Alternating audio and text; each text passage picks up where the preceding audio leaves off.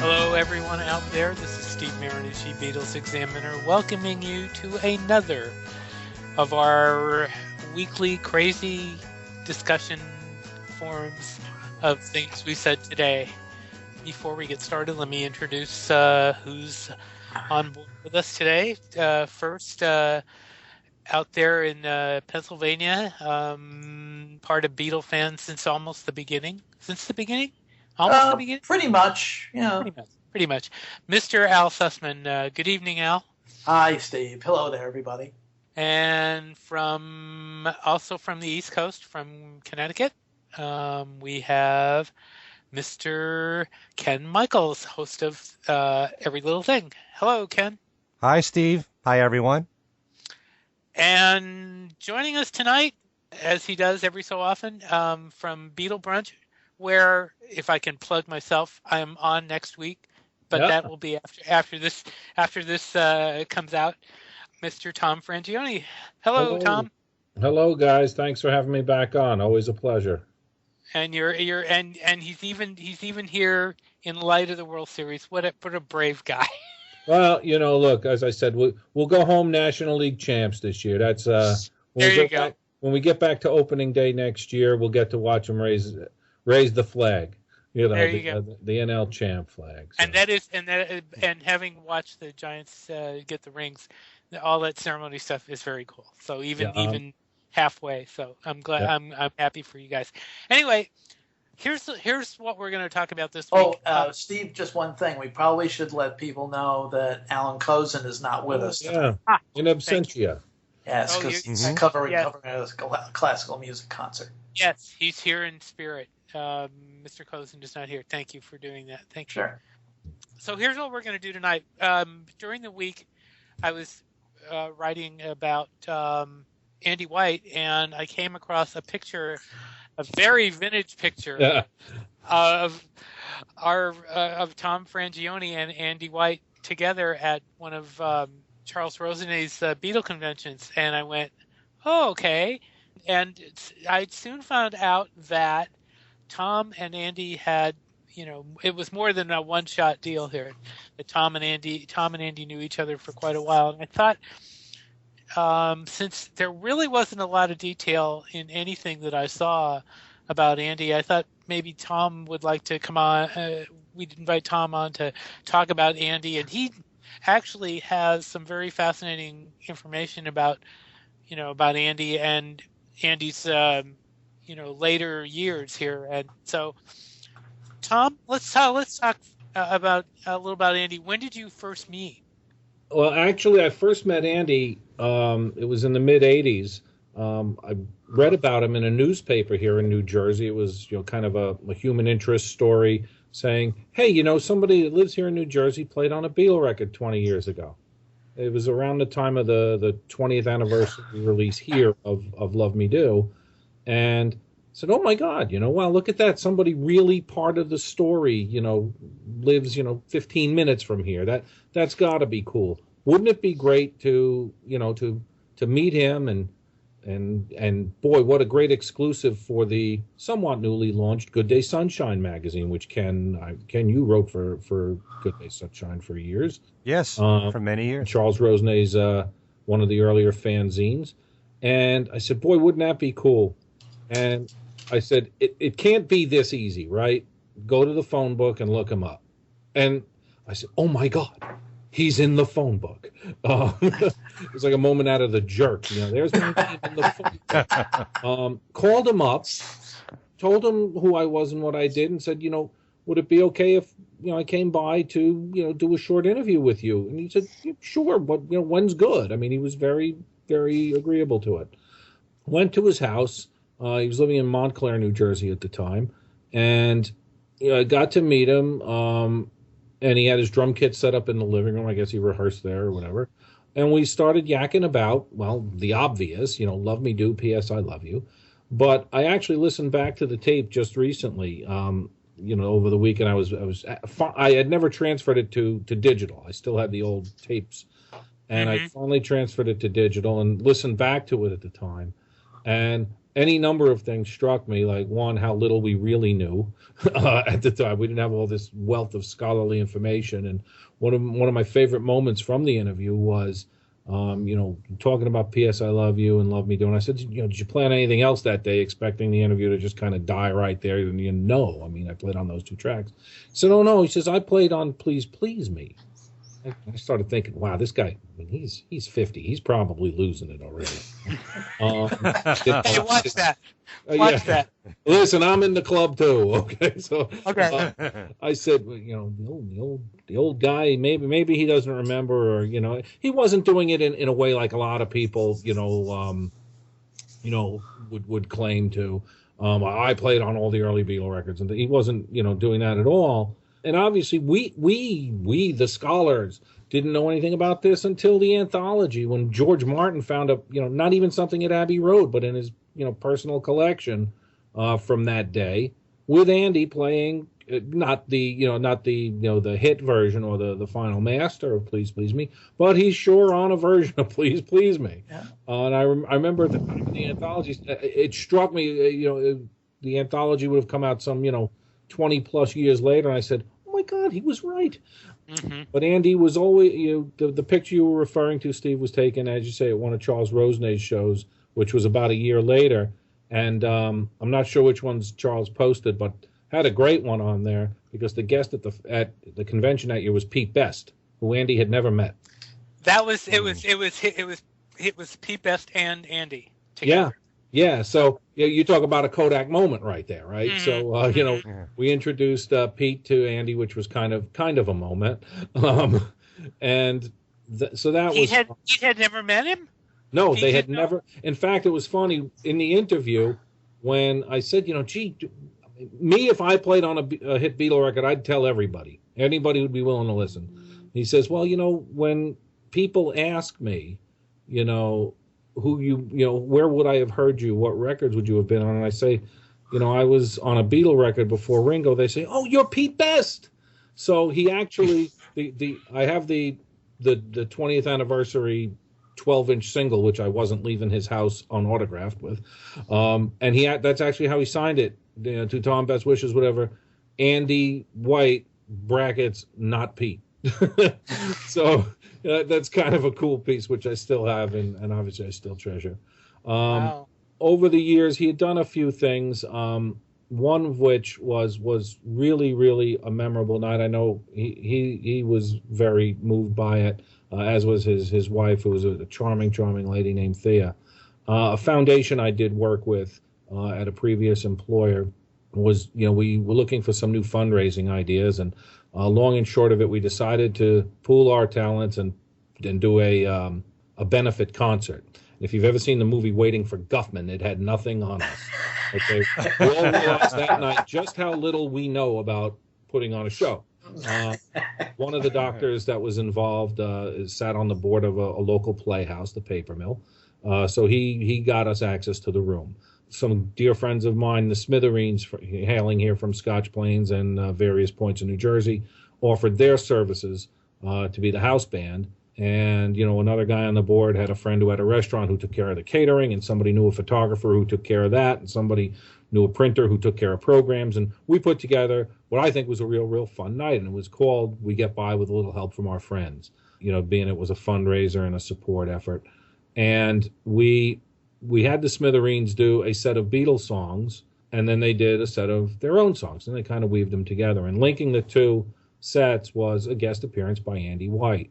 And what we had, pitched in the program is we've got a little bit of Beatle history here tonight, because Andy had just recorded the remake of P.S. I Love You for the Smithereens' excellent cover album called B-Sides the Beatles, a collection of Beatle B-sides. And, that's kind of cool. And, the Pat especially, but Dennis, Jimmy, these guys are Beatle freaks just like us. They love the Beatles. And, they're not beyond telling people, Andy White only ever played this song with two groups. So, Andy recorded that song with them. It's on that album and worth checking out for sure. But we introduced him and put a whole page in the program. Like, guess what, people? And I always used to introduce him when he'd play at our jams and things. I'd say, okay, quick, show of hands, who here has played on a Beatle record? And there's always one or two, people who, do it in jest. And I say, okay, which of you guys played on a number one Beatle record? Okay, so that thins the herd a little bit too. So we kind of made a big deal of it, and he was kind of like a rock star that night. It was really, really cool. He got a lot of recognition, a standing ovation. Afterwards, the Smithereens are always good about hanging out after the show and meeting fans and signing autographs and taking pictures. And Andy was right there, and Thea was even beaming, looking at him, saying, here's a guy. He's usually at the back, whether he's touring, and backing some, touring ensemble, or if he's a hired hand in the studio, as George Martin called him in that documentary, the George Martin video from a couple years back. He said Andy was the best drummer money could buy for a session. He was kind of in the back, right? But this night he was a rock star, and that was a ton of fun. But one of my favorite stories though with Andy was in 1992. George Martin was doing a 25th anniversary, like a speaking tour about Sgt. Pepper, and he played reels of tapes and isolated the tracks and stuff like that. And he was doing it here in New Jersey at the Count Basie Theater in Red Bank, and Rick Glover, a good friend of all of ours, from Beatle Fan and at the Fest and some of the shows and things like that. Rick actually flew up from Georgia for that. So he was staying at my house. And, that afternoon, we're probably listening to a Beatle record or watching a video, and Andy calls the house. And he said, hey, do you know about this George Martin thing tonight? He said, yeah, actually, we're going. I said, and the light bulb goes on. I said, you should come. And he says, well, I've got a ticket. I really don't know how to get there. Would you mind if I rode with you guys? I said, yeah, sure. So right down the parkway, Glover is rolling tape in the back seat saying, I got a few words for Beatle Fan. And we get there, and, okay, you've got to picture this. So it's Andy at this point he's certainly on the Medicare rolls at this point. Sure. Okay? Or he's close to it. I guess he's in his early 60s. And we get there and we say, wouldn't it be cool? He says, isn't there some, do you think there's any way I could get to, get a note back to him and say, hey, George, Andy White is here. And there we are. It's Rick Glover and me and a guy who's, he's certainly a few years our senior. And we're trying to convince a guy at the door who is both disinterested and unimpressed, that we're saying, no, really. This guy played on the Beatles record, and really, he's a friend of Mr. Martin. And can't you get a note to Mr. Martin saying that Andy is here? And this guy looked at us, like we just got off a boat somewhere, trying to bust into a George Martin. What kind of troublemakers the George Martin contingent. Oh God! So. That did not happen, by the way. We did not get to meet George Martin. We were up the front, and George kind of got in and out of there pretty fast. But a fun night. But as I say, a couple of real surreal moments there. Trying to convince a security guard, no, this gentleman friend of mine really does know Mr. Martin and played on Beatle records. Clearly the guy at the door had no inkling or no affection for it. But that I always remember that story as being kind of funny. Andy just looking at this guy looking like, do I really look like the kind of guy who's trying to crash a backstage? Do I really look like that? If you ever seen a picture of him, he was always very, dapper and reserved and, genteel and all that. So that was just kind of a funny story. And like I say, him, playing on the Smithereens record was kind of cool. And, he was always willing to help out with stuff like that, whether it was for the charity. Certainly, he came to the fest a couple times anyway that I can remember. And always a pleasure to have around. He's going to be missed. Oh, cool. Yeah. That's a great story. I was wondering though if didn't they have a Q&A or anything that night? No, this was a very much a one-way presentation. Oh, if it was a Q&A, it would have been a home run. Sure. Right. It would have absolutely been a home run. But that wasn't how it worked. Actually, there was a VIP ticket thing with a meet and greet for after, which Rick and I had tickets for, but Mr. Martin was taken ill that night. I mean, when I say he walked through the room, he came down the stairs, waved, and got in a car. I mean, you didn't get to see him, and a lot of people, to digress for a minute, were saying this is a rip-off, this is bullshit, whatever. I remember that. Yeah, his people made good on it. At least they said you could leave one item, they would get it to him, he'd sign it, and at least get that back. So we didn't get to to meet with him and gab with him or anything. Did get an autograph, which was kind of cool, but that was about it. But it would have been cool to have him and Andy shaking hands there. That would have been nice. Yeah, that would have been real. Go ahead, Ken. Go ahead. George Martin also did another show in New York City. Yeah, he did. Right around that time. Yeah, he did too. There was New York and New Jersey. Yeah, I was at the one in New York. It was at, I think, Town Hall.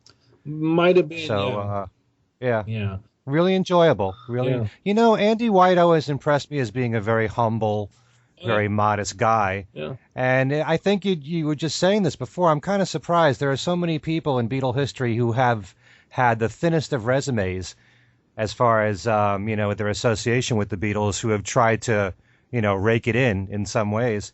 And he was the furthest from that. Yeah. It was just one out of many accomplishments in his career. Yeah, I mean, what was kind of cool, that I learned during the first interview with him back in the mid-'80s, and certainly it's part of many of the obituaries and wrap-up stories and tributes that you've read. I said, gee, where else would I have heard you play? And he's mentioning, some records that not only are terrific records, but they're terrific drum records. Certainly it's not unusual by Tom Jones. Shout by Lulu. I mean, some big hits. Henry VIII. Henry VIII, right. He's also the drummer on the first real, I won't say real, one of the very first, first British rock albums, The Sound of Fury, the Billy Fury album. He drummed the whole thing. So he's, he was a talented guy, and I mean, in his later years, he's still very active. He taught drums. And he was the drum sergeant in a pipe and drum corps, used to do, the parades and the drum competitions at Scottish fairs and wherever else you would find a pipe and drum corps. Mm-hmm. That and teaching drums. That was his, that was how he did it, As we well know from the fest, there are some people that have had, maybe perhaps even a thinner resume in terms of connection to the Beatles and have written books. Yeah. So I'm just curious if anybody ever brought up that notion to Andy about, doing a book about this one session. Well, that might be tough to do a book on the whole session. Yeah. I remember asking him, what do you remember about it? And he says, look, had I been doing a session with them after they hit it and everything, I'd say, wow, I'm going to be doing a Beatles session today. He says this was their first record. No one had heard them on a record. Unless you lived in Liverpool, you pretty much didn't know who they were, in 62. But I said, what was weird, Andy? I said, I had just the prior summer, I guess, been over in England when they did that Beatles at Abbey Road show. So I guess that's summer of 83. And if you've ever seen the video, or I don't know if anyone got to go, but the interview with Norman Smith, he talks about it. He says, Ringo had come to that first session. They didn't know they changed drummers. And George, he tells the story, chapter and verse, and he says, and that's about all I remember about Andy, except he had this big old English sheepdog, and he starts laughing. So I had asked Andy, I said, what's this thing with the sheepdog? And he says, and he starts laughing. Apparently he went to pick up his pay one day, and he brought the dog with him over to Abbey Road, and they were set up for like a 60-piece orchestra doing a film, backing track or soundtrack, violins all over the place and harps and everything else. And the dog got loose in the studio with the leash still on him, and it got caught, and he apparently started just dragging down sheet music stands and all kinds of stuff. But again, now just think of the timing on that. That's 62. This interview was happening in 83, 4, 5, early to mid 80s. And, he's remembering that. And frankly, Norman Smith is remembering that. I mean, it just had to be a sight to behold. Yeah. So, so that clearly I wasn't there for that one. But, just the look on his face when I mentioned that Norman Smith remembered something about his sheepdog was just kind of funny.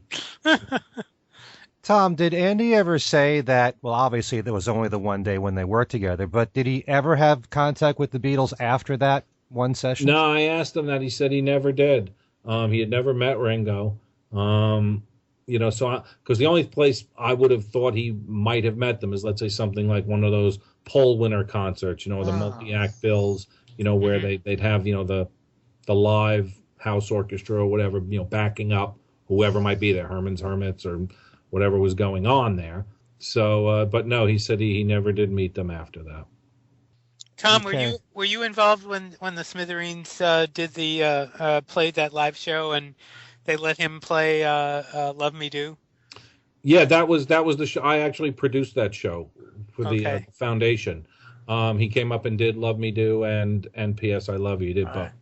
And the Smithereens in best Beatle aficionado style had their drummer playing tambourine. Right.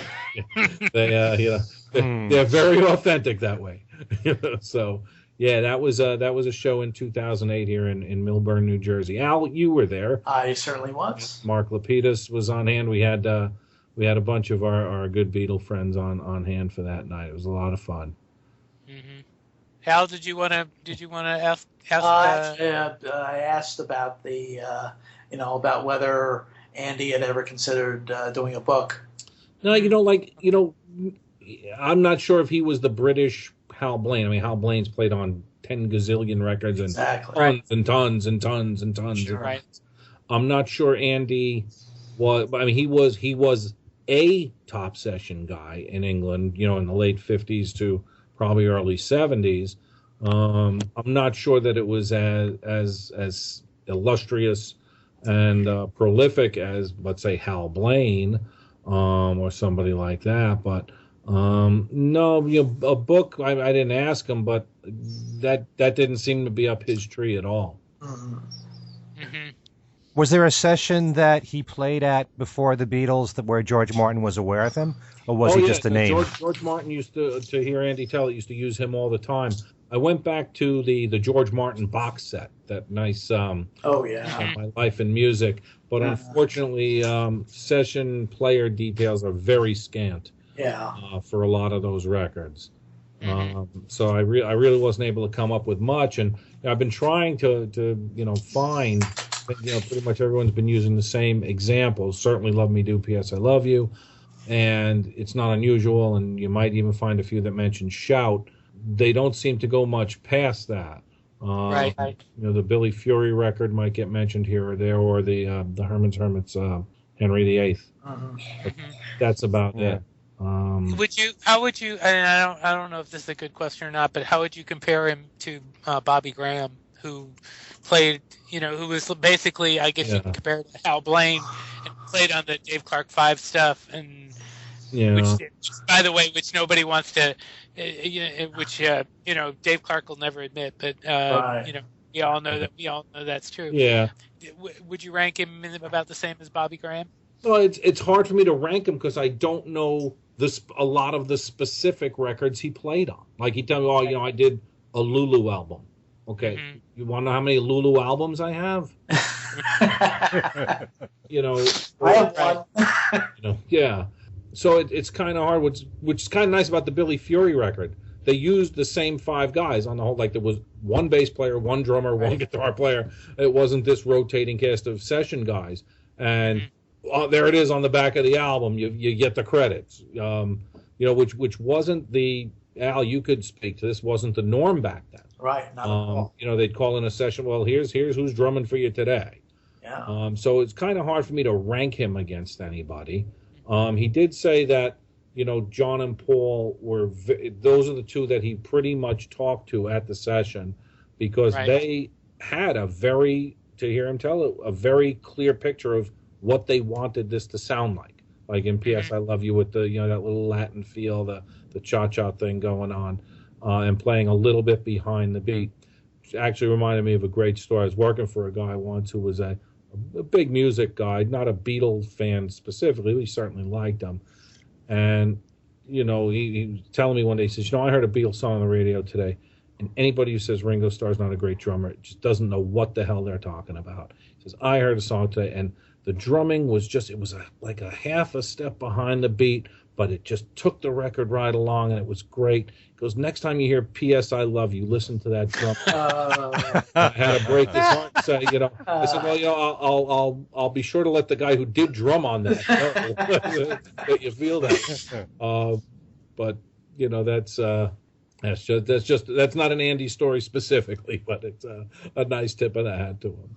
So, it really is. So like I say, it's kind of hard for me to assess.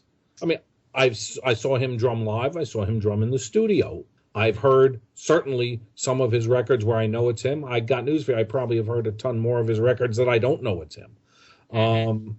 So it's kind of hard for me to assess him and say, gee, you know what? He was a really good pop drummer, a really good jazz drummer, a really good whatever, because I really don't know, the depth of his work.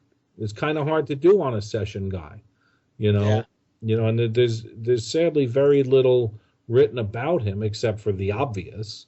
The Beatles. I mean, some of the headlines and some of the the online stories where early Beatles drummer dies. Right, fifth Beatle. That was the one. Fifth Beatle. Look, I've had days where I've called Ken the fifth Beatle. But it was kind of cool. Speaking of the fifth or 105th or wherever we are in the rank. Our good friend David Bedford, you guys all know him, right? Sure. Oh, yes. He's written a couple of great books about Liverpool, and his last book that was called The Fab 104. Mm-hmm. And it was about 104 musicians who, migrated their way in and out of, the Quarrymen and, all the early Beatles lineups, the Silver Beatles or whatever, and had and certainly the rotating cast of drummers. But the book ends with, the Beatles' first recording session, because certainly there are people playing on Beatle records after that, orchestral players, and certainly Billy Preston and Clapton and all those guys. But it ends with Andy White. And it's kind of cool that the kind of the early years and the formation until Ringo is cemented, he's the 104th Beatle, Yeah. So Lewison's book has a lot of detail about that session too. If you're looking for information between David Bedford's book and Lewison's book, that's where you can. Actually, David used a photograph I provided him from the Smithereens session. He had a nice stock early picture of Andy, circa '62, what he would have looked like then. That picture was printed in several of the online stories. It's the one him he's wearing like a tuxedo and a black bow tie and stuff behind the drum kit, and then. Showing him, the latter day Andy, and what may have been, I don't know, I know he still did a lot of live work and teaching, but I don't know how many recording sessions he did after 2008. That may have been his last, studio session, which was with the Smithereens. So there's nice picture of Smithereens and Andy in the back of the book. Mm-hmm. Ironically, just a couple of days before Andy passed, the new Beatles 1+ collection came out, and of course on the the one disc, the first track is the version of Love Me Do, which of course features Andy White on drums. So, the hit version. Yeah, exactly. It was kind of weird, and I say this only in good humor. Al and I were comparing notes over the weekend that the disc had come out, and I said, boy, what's cool is where, there's not a video for, I don't know, She Loves You, that they do a performance one and you get the live audio. That's cool that they didn't just sync up the record to some, Ready, Steady, Go program or something. And we get, I kind of liked having some new live audio. That's kind of like a nice ancillary or spin-off benefit of this new set. And I said, but hell, why did they use call it the Ringo version of Love Me Do on the video? If they're going to use a studio version, use the hit version. And Al, you quite rightly pointed out that the video was the 20th anniversary one from '82 where the whole hook was, here's the quote, the alternate one, the one you never hear, with Ringo. Yeah, that's true. Yeah, which, by the way, that 20th anniversary single you mentioned, Lewis and Steve. This is a story he told and I remember this one from my first trip to England back in the 80s. Mark was our tour guide on the Charles Rosenay, sponsored tour. And he was, this is now 83, and, everything is now cycling through a 20th anniversary, okay? And, the Love Me Do single had come out. And Lewison told us the story. He said, how they once they decided that the Andy White version was the one that's going to be used on all future pressings and things, that the other master was destroyed and that was it. He says, but now they realized the historical value, if you will, and wanted to put out a commemorative release. And they contacted Mark because he was at the time, certainly before he was ever a Beatle big scholar like he is today, or the go-to reference guy, he was kind of like Britain's go-to collector, trivia, tour guide, all that. Right. He was all that. And they contacted him, and he had an unplayed copy, which EMI's master was made from. And he said, and that they thought so much of it that they sent a courier around on a bicycle to come pick it up. Wow. On a bicycle? On a bicycle. Swear to God. Next time you're talking to Mark Lewis, and ask him that question. Oh, my God. That's okay. amazing. Again, not an Andy story. In fact, by definition, not an Andy story. Right. It's a Ringo story. But that's what they thought so much of it, to find this unplayed copy of Love Me Do, from which they were going to master future pressings. That they sent the guy around on a bike to come get it. But in fact, to kind of segue, since it has been now a couple of weeks before the One Plus collection came out, one of the reasons why we wanted to have you on was to get your expert analysis, since we kind of went over much of the set last week. We wanted to get your opinion. Well, there's not a whole lot not to like. What is in there is fantastic. I've seen some stabs at, okay, yeah, that's great, but you know what they didn't put in there? Take 43 of this and take 28 of that, and there's an alternate angle of, Revolution, right? There's a whole different, set of camera angles in the Revolution one, and should they have lifted every clip out of the anthology, and, and all that, and you can bet that the 1++ DVDs will be showing up, showing up soon. But what struck me first was how good it sounded. I'm more of a sound guy than a picture guy. And, look, in terms of, timelines for remastering albums, certainly when they did it in 2009, the albums hadn't been remastered in a long time, and there was a good chunk of technological advancement, and the results were staggering. There's no other way to put it, comparing the 09s to the 87s. Even though we had little tastes of, the One album and even the Red and Blue album were cleaned up nice. But that's only 6 years ago. When I heard they were remastering One, I said, well, how much more are they going to do to it than what they did in 09? How much more is there? And it sounds real, real, real good. But the audio tracks to the videos, which, by the way, you're not going to find that in your local shop right there. You see that? You see that? Yeah, we got a little.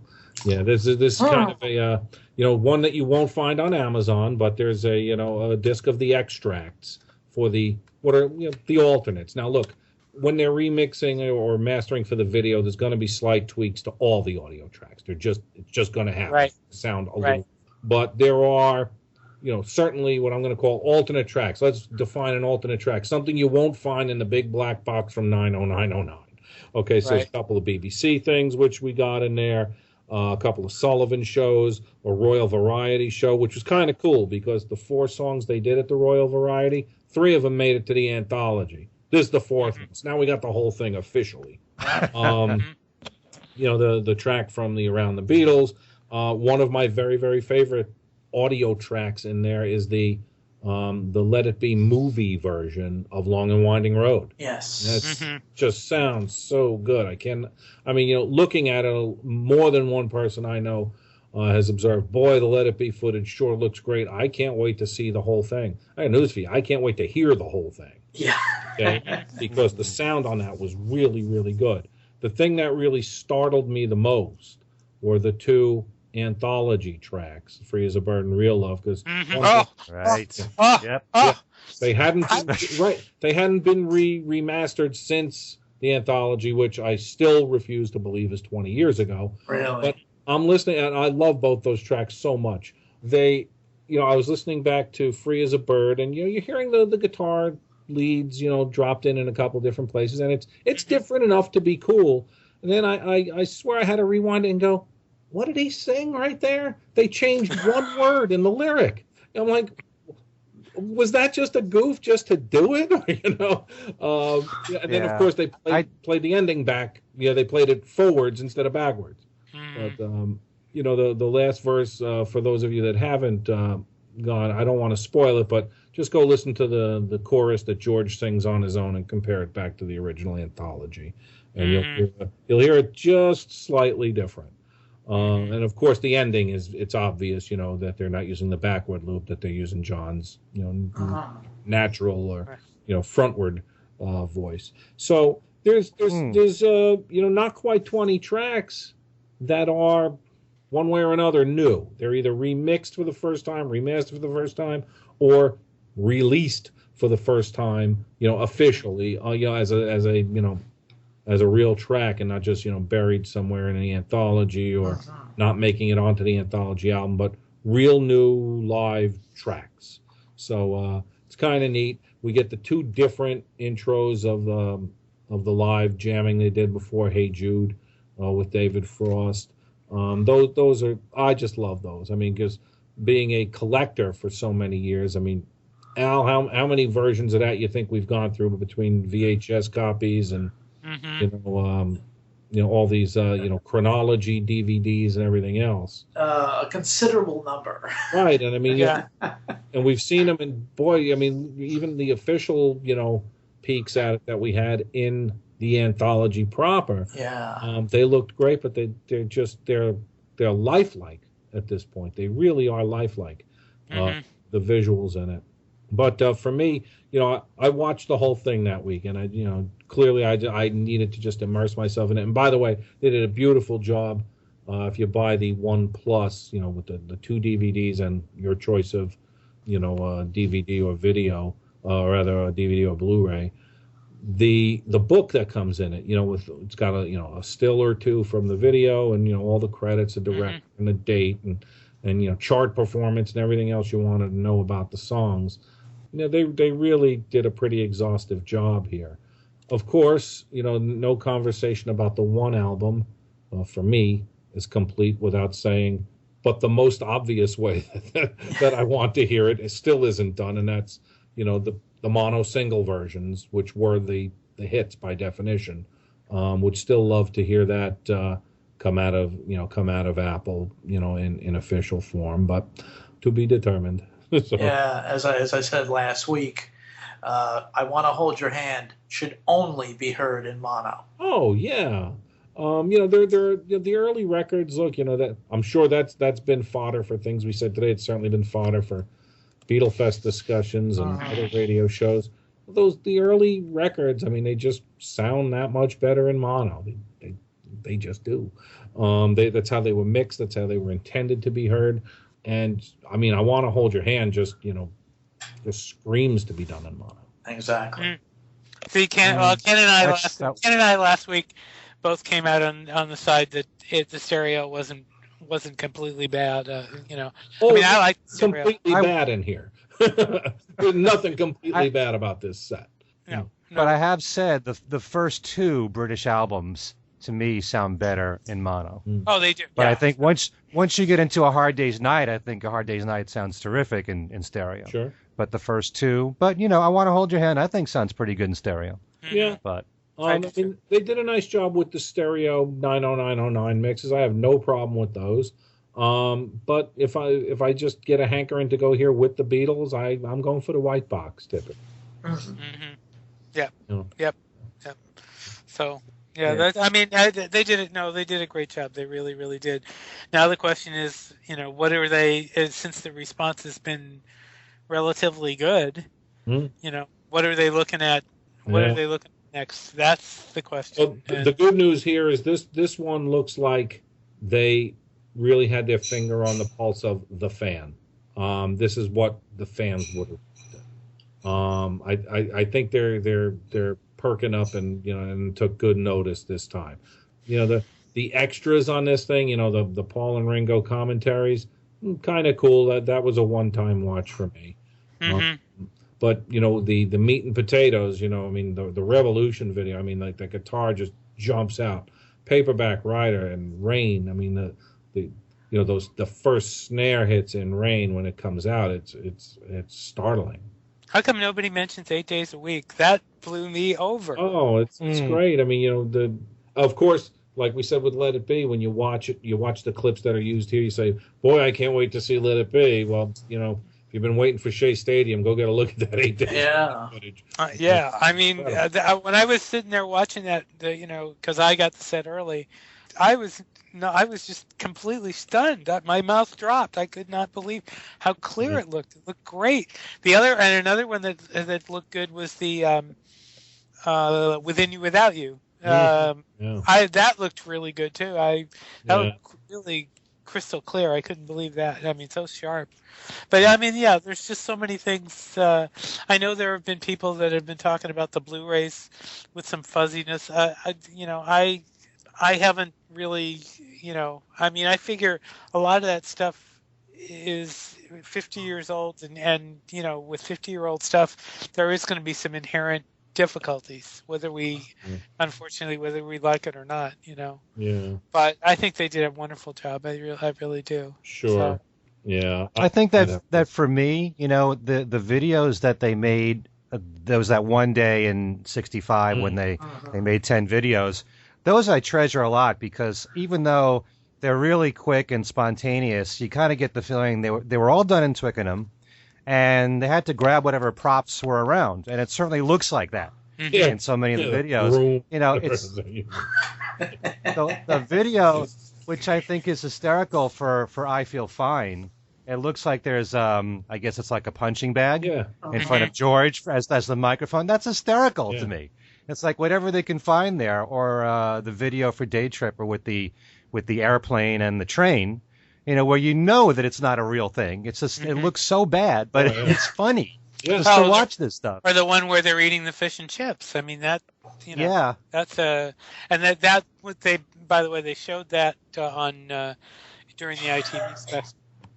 So there's what was kind of nice is that for disc 2 with the extra versions and things, getting the alternate hello goodbyes and things like that. But what kind of we were talking about B-sides before, just within the context of the Smithereens. Look at some of the quote extras, not the main stuff, the ancillary stuff that they threw on disc 2, videos that are in there for Strawberry Fields, A Day in the Life. This is the B-reel, okay? Right. My God, the songs that are in there, it's incredible. And Strawberry Fields is still such a terrific video to watch. There's so much good imagery and color and everything. And the quasi-live Revolution. Now, this is a family show, right? But yeah, sort of. Okay, you guys know the whole thing with George in that video, right? This is the first time that they've used that angle, because they certainly didn't do it in Anthology, where after John sings the first line, George is seen mouthing something to Paul. Oh yeah, right. So they've used the alternate angles or cutaways and things for the better part of probably the last 20 to 30 years. But the last time they might have used the original, series of camera shots may have been like in the Complete Beatles or something back in the 80s. But if you look closely, there are many, including scholars such as Rob Rodriguez, who have it on some form of good authority of what George is saying there, and well, you'll just have to go watch it and just think to yourself, George is saying to Paul, John smells like shit. Okay, and I look at it and go, yeah, that's kind of what he's saying. I don't know that it is, but it sure looks like it. So until we get a real good, until they do something better than 5.1 and we can isolate that little microphone clip, I don't know what else we can do. Yeah, I'm sure somebody. I have a feeling somebody will do that. I have a feeling just from that tidbit of information you gave, Tom, that the sales are going to zoom right now. Or right now, YouTube, he's probably trending. Yeah, right. There we go. But wow, yeah. Okay, I mean, there's not really much else that you can say. I mean, we pretty well. I mean, it's just really good. I mean, for once, for all the complaining, for example, that everybody did about the U.S. album set and the Japanese set, they really did very well this time. Very well. I mean, it was quite a day at the mailbox that day. That 11/6 was not only the Beatles set. There was the new Dylan. There was a deluxe version of that. That came the same day. So my poor mailman, probably hurt himself that day. But it's been he hasn't been this mad at me since the day the Lewison book and the BBC, the Kevin Howlett book came out same day. Oh God! Right, right. So that's how it goes. What did you guys think of the new videos that were shown in here, like the one for Come Together, which was an animated one? Yeah. And then there was also one for Get Back, which was made for Let It Be Naked. Well, the Get Back, Let It Be Naked one was kind of sort of, the rooftop thing. Yeah. I mean, obviously they cut away to Billy Preston down in the basement and stuff like that. Right. But I think, Ken, the Come Together one was actually done for the launch of the Beatles one or the Beatles website, right? Right. Yes. Yeah. Right. And that's pretty garish. I mean, quality. It looked out of place to me. I think if there was one it is one demerit for that set, that gets it, because it really, I've sat and tried to watch it and I've kind of went, it really doesn't belong. It's too bad that they couldn't have done something else. Put in some.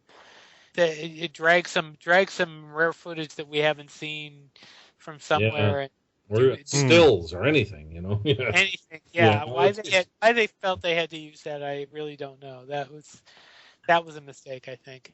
Yeah. Well, since you've seen The Love Show any number of times, the video that's in here for Tomorrow Never Knows and Within You Without You, has that particular one ever been part of the show?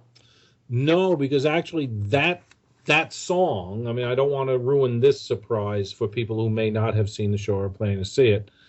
There's, for that particular track in the show, it's an interactive audience thing where I'm not going to say any more than either you're on top or on the bottom, but it is a point in the show where video is not really the game plan there. It's an interactive, prop that gets shared among the whole crowd. Really, Tom? Because I've seen the show and my memory, as foggy as it is at 64, seems to recall differently. I think it was in there, but I saw maybe not during that song, because remember during that song, you know the part I'm talking about with what covers the crowd, right? I barely, but I do. I do know what part you're talking about, but I seem to recall that in the show. I don't know why, but I do. I mean, it may be used, and interspersed in different parts of it, but for sure, that song in the show is a an interactive set. I mean, one of our Beatle fan contributors, Nikki Dennett, my cousin, actually just saw the show first time last week, and I had told her, I said, just sit high up. It's better on top than the bottom, and that. Again, it's a family show here, but I prefer the aerial view rather than the looking up view. and it is a centerpiece of the production. So if that's used, that imagery of the kaleidoscope and all that stuff that they use, I think you're right, Steve. I'm just trying to recall where in the show it may have been, but I'm fairly certain it's not during that song. It's been a while since I've seen it. I mean, it's been a couple of years, so I don't. It's been so long, and I know they also change it a lot. The show gets changed. So if you've seen it a couple of years ago, it's not the same as it is now. I actually remember one weekend I saw it on both nights that I was out there, and it was different. And I asked somebody there, and it was the Lucy in the Sky thing with the guy with the big wheel and the cart and everything. Mm-hmm. And apparently, he wasn't available. That was sick, and they have placeholders.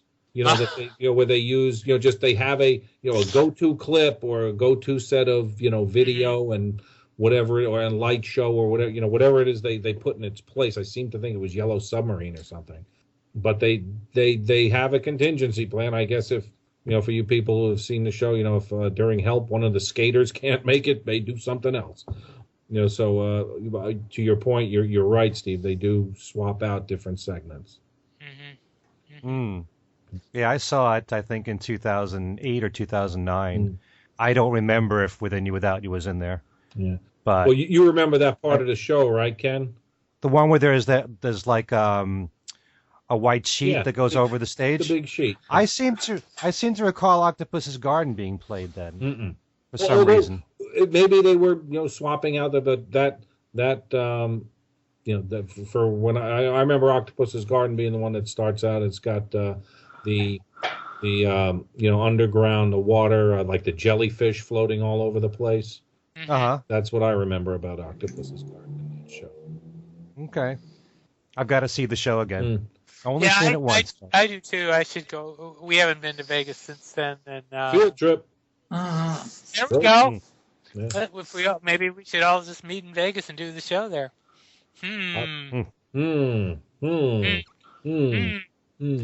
We'll have a love fest. Ooh.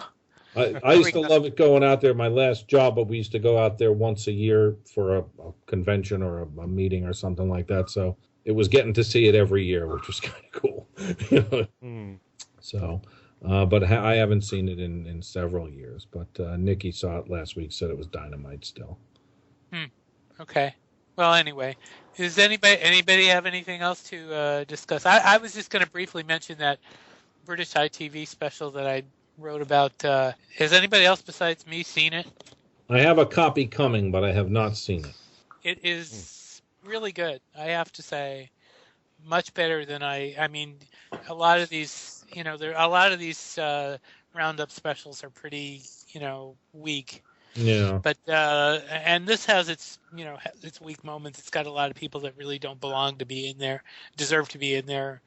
But there are a lot of people that should be in there. I mean, everyone from Frida Kelly to, people from the fan club, from, Tony Bramwell's in there. I mean, there's just a ton of people, and there's a little surprise at the end. I won't ruin it, but it's very nice. And of course, the most interesting part for me was the Giles Martin in the recording studio, and that is cool. And I really hope, as I wrote online on Beatles Examiner, that somebody picks it up here. I really, really do. And I think that if people were to, hopefully people can write to Palladia, and actually Palladia, Access, and VH1 are all the same company. They're all Viacom. But maybe we can get Viacom to do something with it. So I don't know. That could even be a public TV. I was just thinking that. That's possible too. I didn't even think about that, but yeah, that's a good idea. That's very possible. In fact, that's probably something that it makes a lot of sense to do that. So we can hope. If there are plans to release that, Steve? No, there are not. And usually those things don't get released. I mean, it's very rare when any of that. I mean, we're still waiting for the CBS tribute to be released, and Yeah. that has been released. In fact, that surprises me more than anything that didn't get released. So after all the hoopla behind Right, that, you would have thought, right, you would really would have. 50th anniversary, everything. So. Yeah, the reason I ask about it being released is that's when PBS will latch on to a lot of music programs for like the pledge drives. Sure. Yep. You know, if there's a new DVD, that's what they give away. You know, for $100 contribution, you get a copy of the DVD or something. Yeah. As a matter of fact, this morning that special, it's possible. I'm wondering if possibly the DJ that was doing the morning show on a particular classic hit station here in Pittsburgh may have seen your dispatch on this, Steve, because he made it into a contest to guess what was the number one highest voted song from that particular special. Which is such a huge surprise. It's I know. What an upset. I know. That was a. I mean, that is the whole. All those, as they said in the story, the ratings pretty much were you could have guessed, but there were a couple of things. There was the one thing in particular that I mentioned in the story of We Can Work It Out rating ahead of Day Tripper that just really was surprising to me. Why? Because I've always thought Day Tripper again, we were talking about British fans as opposed to American fans. I've always thought Day Tripper was a stronger song anyway. But what can I say? Well, in America, We Can Work It Out was the number one. Right, in America, that was number one here. Mm-hmm. But you know what is surprising? You know what the biggest selling single for the Beatles was in England? Was actually She Loves You. Right. Mm-hmm. So you might have thought that would have ranked number one, but it didn't. Mm-hmm. So I don't know. Should we tell the folks what number one is, or does it matter? They can probably guess that it's Hey Jude. Right. Okay. Because I mean, that is. It seems like every time there's any kind of a list of either favorite Beatles songs, favorite oldies, whatever, Hey Jude is almost invariably number one. Mm-hmm. I listed the entire 27 songs in the story I wrote on it. If you look on Beatles Examiner and look for the ITV Beatles story that I did, the 27 songs are there. So you can, if you're dying of curiosity to find out what they are, they're all there. And yet, what's kind of interesting, the most recent, any kind of something that you could quantify other than a fan vote or something. The last time that there was something to measure, Beatles song for song was when they put them on iTunes. And the number one there wasn't even a number one song in the set. It was The Sun. Yeah. I know that. Yeah, that was not a bad. I know that was interesting too. Which in fact was one of the guesses this morning on that morning show, morning radio show. Some guy called in and guessed that it was "Here Comes the Sun," which of course wasn't even a single. Right, it's not even on. Well, for that matter, Al, there is the version of "Help" that's in there, but that's another. This is true. That's another show. Yeah, I know. I know. I thought about that too. That they used some stuff that wasn't even on the. They use live tracks in some cases, which okay. Well, but like I say, we said at the top though, for videos, okay, if you're gonna do a video for "She Loves You," okay, and there wasn't one. I mean, what are the options here? You could do a bunch of stills.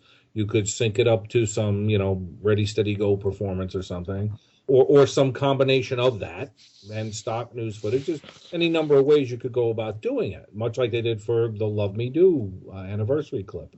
I'm really okay with, I know you guys can't, well, you guys can see it, but most in Radio Land. Ooh, look at that. All the, the cool audio that's come out as part of this set. I'm kind of okay having a new, quote, official release of "She Loves You" from, I guess that one's from the Drop-In show in Sweden. Right. Look, we've seen which is that's a great live show too. Dynamite live show. They were right on that day. That was one of John's favorite performances that they did when he was collecting underground releases back in the day. Mm-hmm. Was the Sweden show, and of course, the tracks that they pulled from that for the anthology, they're fantastic. Right. So I'm okay having an officially live released track from the drop-in show added to the archive. I'm fine with it, even if it is on a video disc rather than an audio disc. The audio disc will find its way. It will find its way. What are you doing? You're tempting us there, Thomas. Not me. No, I wouldn't do that. Oh, come on now. But you do have the new address, right? Yeah. Maybe Rabbit. Maybe. Yeah. But no, these are the audio extracts right off the discs. But I mean, it's kind of cool in that it's so varied of stuff that you can compile from these things. So you get a BBC track, right. Maybe It's You, which is same as the album, but kind of, again, let's call it the stuff not in the big black 90909 box. You can get a couple of live Sullivan tracks, one from 64 and one from 65. You get a track from Paris, one from Around the Beatles, one from the drop-in show, throw in a love track, throw in a couple of Let It Be Nakeds, the David Frost show, and it's kind of like one of those old, plain white label bootleg things that just had any mix of anything on it, because it's kind of all over the place. But I definitely wanted to hear the audio extracts, spend quite a bit of time in the car each day, and that's a nice play. It really is a lot of cool audio tracks in this thing.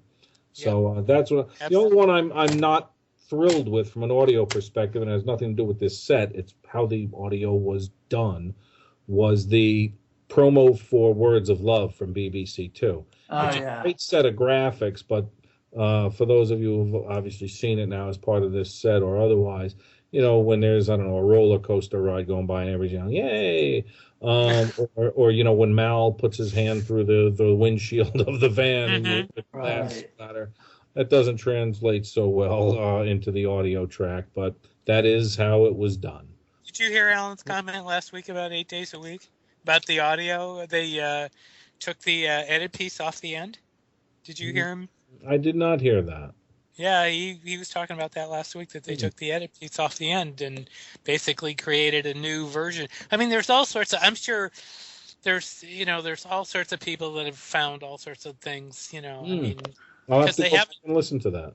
Yeah, I did listen to it, and I haven't done an A/B comparison, so I didn't, it didn't hit me. I think I heard what he was talking about, but at the same time, I mean, there's so many of these things where where you get all people pretty much thinking they know what they know, and I'm not saying Alan is wrong, but because I'm sure he's not, but it's just I didn't pick it up. But anyway, I mean, I'm sure there's all sorts of things, the Free as a Bird thing and the Real Love thing is what caught me the earliest. Oh, right out of the gate, opening notes. Oh yeah, sure. Oh God, yes, that was it. Anyway, gentlemen, we have run out of time. I would love to keep this going all night, except you guys are a little later on in the evening than I am, so I don't want you guys falling asleep on me. So we're gonna wrap it up and say thank you for listening, everyone. If you want to get in touch with us, you can send your comments to Things We Said Today radio show at gmail.com, or you can send us a note on Twitter at Things We Said Fab. I'm going to go around the horn and let you guys tell how to get in touch with each of you. Al, starting with you, Al. Mainly through www.beatlefan.com or www.paradingpress.com. I'm also on Facebook, Al Sussman, also, and on Twitter at ASUS, ASUSS49. Ken? You can reach me at my email address, which is everylittlething@att.net. And also take a look at my website, kenmichaelsradio.com. And I also have a Facebook page for Ken Michaels. Okay. Tom? It's classified. Actually, best way to get a hold of me is through the Beatle Brunch website. It's brunchradio.com. There's a little button on there that says contact us, and we have each of our profiles on there. Just click mine on and ask away. Okay. Not through the New York Mets website?